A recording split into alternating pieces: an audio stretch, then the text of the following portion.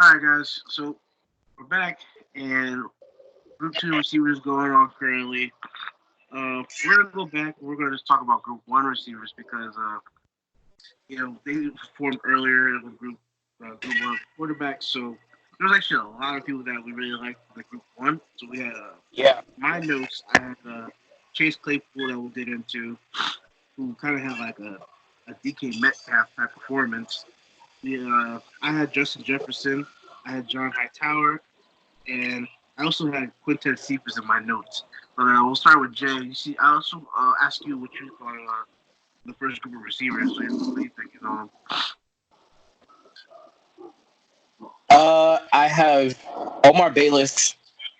Good, not great, not great, but good enough where you can kind of see where his role is. Yeah, Uh, Quintez Eustaphus. Quintez My Cephas. biggest thing with Yes, there we go. Quintez Steve. My biggest thing is again, his 40 time did him no favors, but the fact that he benched 23 reps, which is on par with some of the offensive linemen, is huge. Uh, his workout today, he made himself some money. He did extremely well, caught the ball well, was fluid, and he's the type of guy where he definitely makes you go back and look at his tape just to kind of see where like I want to go back and like okay I got to kind of look at this guy because he definitely catches your eye. Mm, One person I was kind of disappointed in, and only disappointed in the sense of he was there but he didn't really stand out, with Brandon Ayuk, because I definitely thought I would see a little more of what this hype is about, but I think a lot of his hype is game hype. Like yeah, it's game stuff. He's definitely more of a gamer than he is a combine guy. So you know, um, Isaiah Coulter. He The reason why I feel like I just kept looking at him is because he looks like a small forward in the fact of what? he's not he's tall, but he's so limsy and lanky. He reminds me of like the guys that the Toronto Raptors go and get, where like they look sick and they don't look like athletes, and then you see them play and you're like, oh no, these guys are ballers. Like he can ball. The Yeah, problem I have is that you can kind of see that he has issues taking direction, because I think he got stopped multiple times on both his 40s. He was the guy who flipped the wrong way during the gauntlet drill. Like yeah, you gotta kind of go back and like talk to the kid and see what's between his ears. But in terms of physically his talent, like he snatches the ball out the air. He's great at flipping his hips, opening up his hips and adjusting on a lot of the catches from a lot of the bad throws from the quarterbacks that we saw. He made it look really, really nice. So he's a guy that I'm looking at like, okay, it's there, but is he all the way there kind of situation? mm, Gabriel Davis was solid. yeah. I think he's Devin, in the later rounds. yeah, yeah, definitely. He's a guy I look at fourth round down. Yeah, Um, Devin Duvernay from Texas, I believe. The yeah. guy is a burner. Like he does. He is He a ran track. burner. He ran track. He ran, and you can see it in his form. You can see it in his strides. What I loved about him is that he was also really good at tracking the ball. He was really good. Like he's good, not great, but with his speed, it definitely it makes you pay attention. And the fact that even on the gauntlet, like he was a guy who more or less stayed on the line. He was very consistent, very fluid in the fact that he was fast, but you could see the skills there. So it's like, Yeah, okay, he definitely makes you pay attention. Antonio Gibson, really fast guy, but I think I agree with analysts in saying that he's probably better off as a running back than a receiver because can't catch. he just can't catch. I go, why about that? The kid from Liberty, I think is Antonio or Anthony. I just wrote Antonio. down AGG. Yeah, Antonio I, Gabe Golden. yeah. I see the hype. I see what everyone sees, but I just wonder if he can physical. Are they going to translate when you have more skilled DBs and linebackers that are going to be bumping on him and, really getting up into him? Like, can he still do what he does? Or is he one of those guys that's just a physical freak, but, can't play in higher competition? That's really my only question. Because, again, he went to Liberty. I didn't even know. I thought Liberty was like a community college. I didn't even know it was a real college. Oh my God.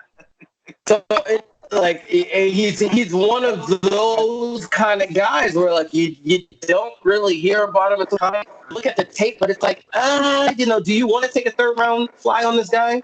No, if he's there in the fifth, he would definitely, if he succeeds, he would outplay his rank.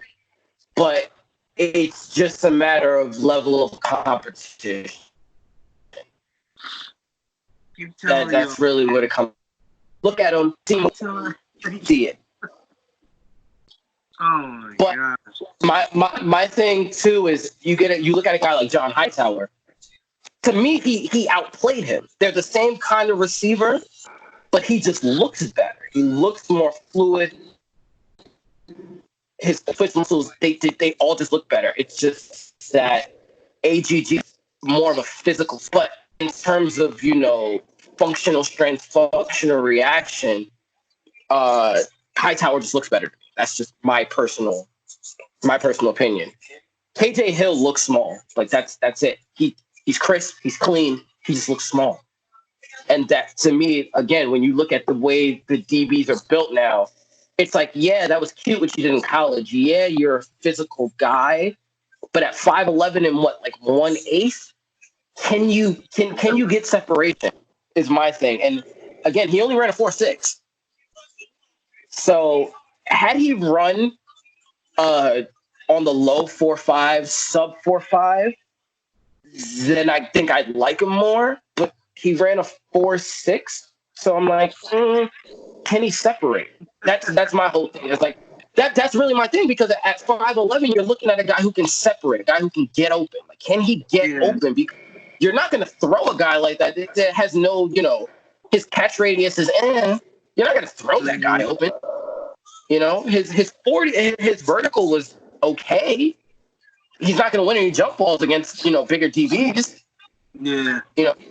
He looks like a guy to me that's like, he's crisp, he's clean, but you hit him hard enough, he's going to drop a pass every time. And he looks like he can. You throw him. I just look at him like, okay, big program, great winner, crisp route runner, but can you separate?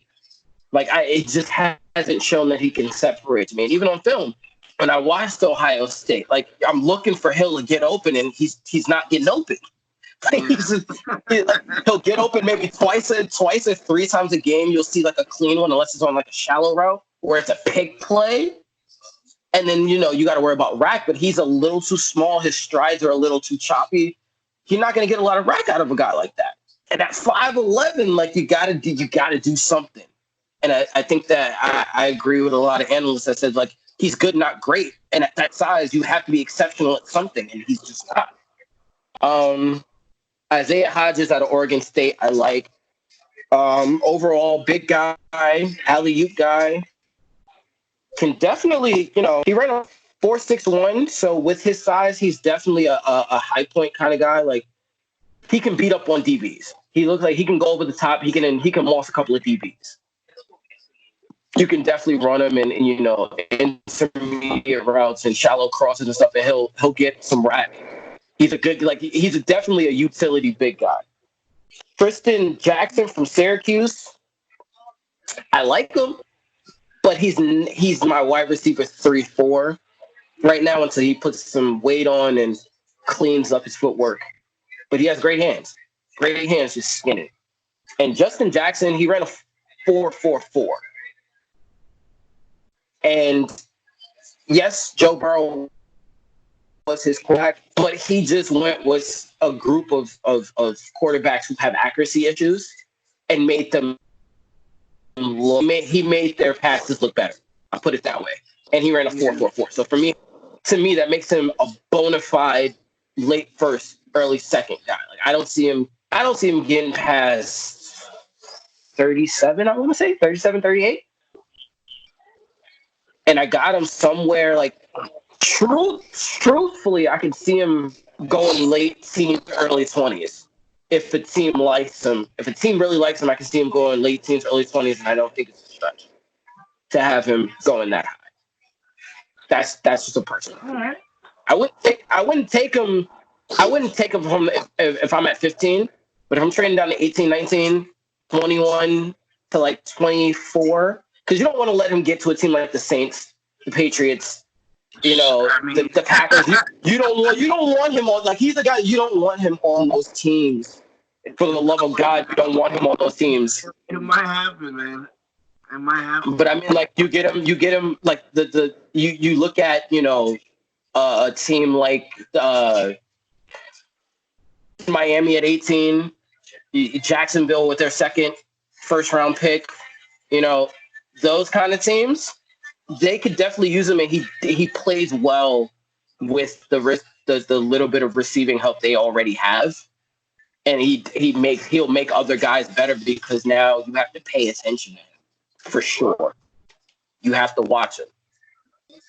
And, the tape speaks for itself. I think, what did he have? Like 6 touchdowns in the national championship? Who was this? Oh, Justin Jackson. Jefferson. Excuse me. I think Jamar Chase had 3. I wanted to say Jefferson had another 2 or 3. And then I think he had like 4. He had 4? I don't know if he had 4. I think he had 4 because I know he hit some kind of record or something. I don't know. I know he had 18 on the season, which is ridiculous. Yeah. So, I mean, again, with that kind of speed, yeah. Don't send him to one of the guys you don't like. I'll tell you that much. Don't send him to a powerhouse, because if you do, he definitely he's on the show. I gotta say he definitely, like you were saying, like, he made himself some money today. Like, he was already like, I think he was already a French first rounder, and I think today kind of put him into the back half of the first round, like pick 25 to 32, like somewhere in there. I keep seeing like mocks that have like getting him, so I don't know. We'll see. I kind of see him. I'd put him, honestly. I kind of put him. He may be better than Laviska Shenault at this point in terms of where you kind of place him.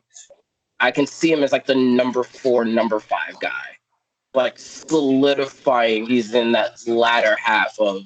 He's not top 3 elite, but he's a very, like, if you don't get one of those elite guys, like, I don't see how you can't be happy getting a kid like this. Yeah, no. I mean, again, like, you could imagine him going to the Saints, and you have him on one side, Michael Thomas on the other. Like, no matter what, if you draft a quarterback, it's gonna be a long night for anybody. If that happens, it's gonna be a long. Oh, man, having those two on the outside receiver,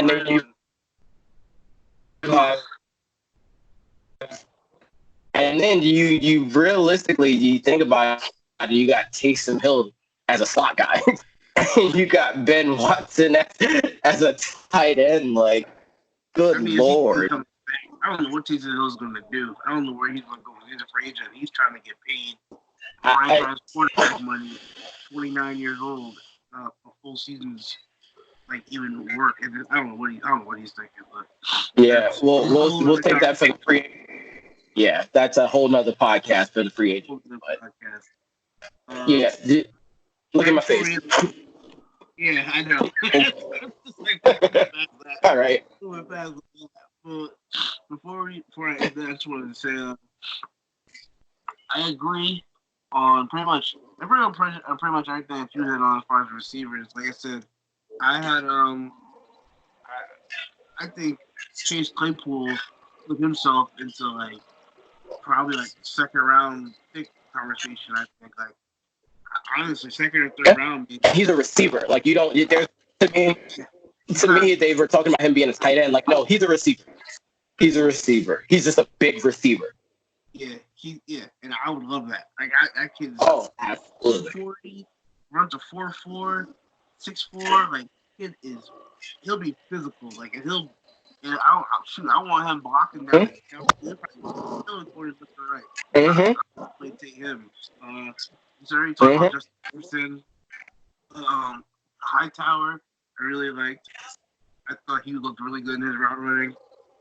And Cephas wasn't the fastest guy, but he's another one. I think he had really good ball tracking skills. He's another one who I think you said like has like a Deebo Samuel kind of mold to him, where he's kind of a bigger guy, very strong, and you can use him behind the line of scrimmage, doing just little like gadget plays and everything, running jet motion and sweeps and stuff like that.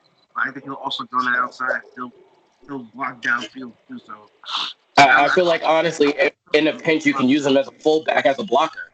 Like I feel he's strong enough where you can use him as a fullback. Like watching the Wisconsin games, I was watching the Wisconsin games obviously for like their offensive line because I feel like you can't go wrong drafting a Wisconsin offensive lineman. But between watching them, watching Jonathan Taylor, and watching Wisconsin, watching him.